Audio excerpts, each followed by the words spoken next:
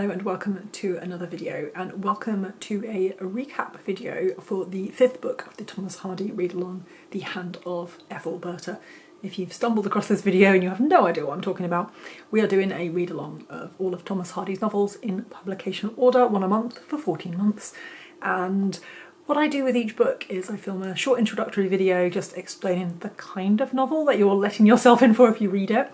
And then after we've read the book, I will film a video where I talk about the reading experience. So this is not a review of The Hand of Ethelberta. I won't be going over the plot in any detail, but this is just, yeah, exactly what I said. It's about what the reading experience has been for everyone who's taking part. So these videos do take a while. They take a lot longer than introductory videos.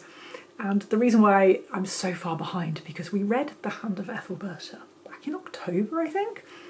It just takes a while to put together because I have to look at Discord and I look at Patreon and I look at Instagram messages that I've received from people and any way that people have contacted me to tell me what they thought of the book. And I have to add those all together and then try and get a sense of what the book has been like for everyone, because obviously everyone has very different opinions to each other. Some people have very different reading experiences from each other. So I'm really trying to get an overall sense of just what people felt. So I have this video to tell you about The Hand of Ethelberta, and then right after this one I will also be filming the video for the book that we read in November, which was The Return of the Native, so I will tell you about that, but I'll separate them out into separate videos. I think The Hand of Ethelberta is definitely in the category of Hardy's least known novels. I think that very few people had already read it who aren't kind of really huge Hardy fans. And I think I'm right in summarising the feelings of most people who have sent me comments or joined in on the discussions online, that they thought it was kind of okay. Not many people hated it. I don't think anyone did actually. But not many people really loved it. I think some people did really like it. But most people I think were kind of somewhere in the middle. I think that a few people observed that Hardy kind of almost seems to need like his characters to suffer misery in order to really get his teeth into a story.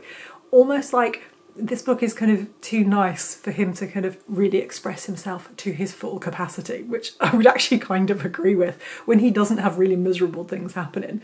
Often, not always, but often, it's just not as good as some of his other books. One of my favourite discussions that we actually had on Discord was very early on when people first started reading the book. And it was actually about our main character, Ethelberta, and the colour of her hair. And one of the things I really like about the discussions is when we start talking about something which you just wouldn't pick up on normally, and someone mentions it, and then it leads to this whole discussion where we look at the kind of historical context of it. But Ethelberta's hair is described by Hardy as being like that of a squirrel. And there were a lot of confusion because in the UK currently, most squirrels are grey. But obviously at the time when Hardy was writing, most squirrels were red. So he was describing Ethelberta's hair as being red, not grey. And I think some people got confused because they thought that maybe Ethelberta was older than we were first thinking she was. No, she just has red hair. There was a lot of discussion about the humour in the book. And the reason for that is because the novel is subtitled A Comedy in Chapters.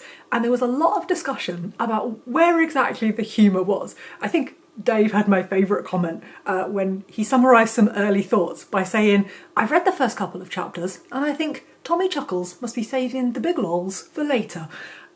It's not kind of laugh out loud funny as a book. Well, I think some people laughed out loud at certain points, but I think as a whole book, some people found it funny, some people just found it a bit light-hearted compared to other Hardys.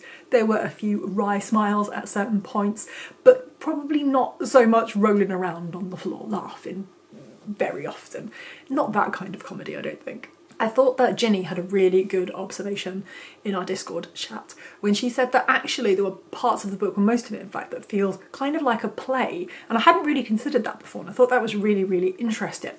There are moments where you have characters who come into the scene, things happen, and then they leave the scene, and that's kind of like a play. Some people kind of criticised that kind of method because it was very much like the plot is just, I think somebody said, just things happening to people, and there was a kind of lack of momentum. But I think it is very much just these things happen to these people, these things happen to these people, and then move on. And it does kind of have that paciness, but that is just somewhat lacking in momentum because nothing really gets resolved for quite a long time.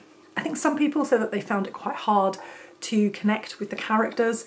Other people, like me actually, really warmed to Ethelberta and found her quite endearing actually, if occasionally frustrating. I did find her very frustrating actually as a character. But I also found her very, very fleshed out and very real. And I think that many people were kind of somewhere in between, kind of not caring and caring a lot. Some people found the characters very well rounded. I think overall really, there were some people who were really engaged by Ethelberta, by her family struggles, and I think were really invested in the social commentary of the book. And I think there were other readers who actually just found it really boring and actually just not compelling to keep reading, although most people did keep reading. And again, there were just lots of people kind of somewhere in the middle. It feels like a book that is very kind of middle of the road for lots of people. Not brilliant, not detestable, but kind of just somewhere in the middle in terms of how much people cared about the social commentary, the themes, any ideas in the book, about the characters, about the plot. Very just kind of middle of the road. I think for me personally, I am in the category of people who really like the book. I do really, really like it. I think in my rankings, it's actually at the bottom of the moment. So at the moment, with 5 books read up until this point, Far From the Madding Crowd is still at the top, Under the Greenwood Tree second, Desperate Remedies, A Pair of Blue Eyes, and then The Hand of Ethelberta. But actually we've still got quite a lot of novels to go, so that shouldn't really give you an impression of what my overall kind of Hardy ranking is. But I would love to know if you have previously read The Hand of Ethelberta, if you would like to let me know your thoughts in the comments below, or maybe you joined in this time, or maybe actually you're currently reading it at the moment. Either way, just let me know what you think and I will be back very, very soon. Mere seconds for me, but who knows when I will post these 2 videos, but I will be back very soon with a recap of the reading experience of the 6th book in the Hardy Readalong, The Return of the Native. So I will see you then, and thank you so much for watching.